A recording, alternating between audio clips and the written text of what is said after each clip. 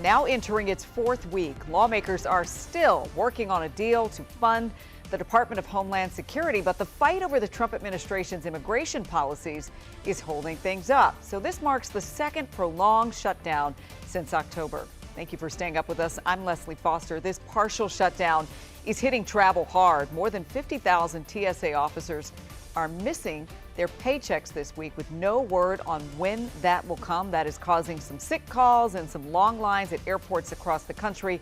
We are going to get right now to our Randy Hildreth, who's got an update on where the funding debate stands tonight. Hundreds of thousands of federal workers are in limbo after Congress failed to pass a funding bill for DHS back in February. Although a new funding proposal passed the House, it has not cleared the Senate. Democrats propose temporarily funding most DHS agencies and continuing negotiations about immigration enforcement funding. We want to fund TSA, FEMA, Coast Guard, CISA. We want to fund those agencies. But Senate Republicans rejected that. This might come as news to Democrats, but the fact is that every part of the Department of Homeland Security is essential.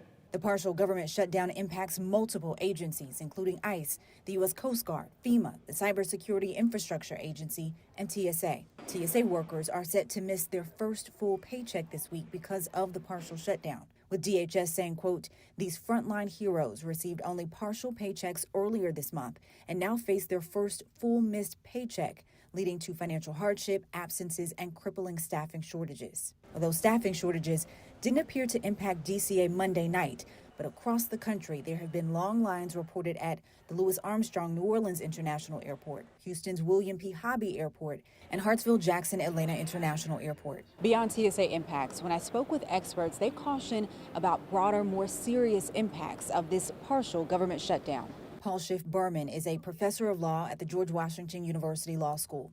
He says some of the other agencies under DHS are critically important as the conflict intensifies in the Middle East. When they get shut down with regard to funding, they keep people who are deemed to be critical. And when we're talking about something like cybersecurity or emergency management relief or various other kinds of threats that could affect the country, having fewer people monitoring it is a problem. I think there will be enough pressure at some point that there will be a deal about DHS.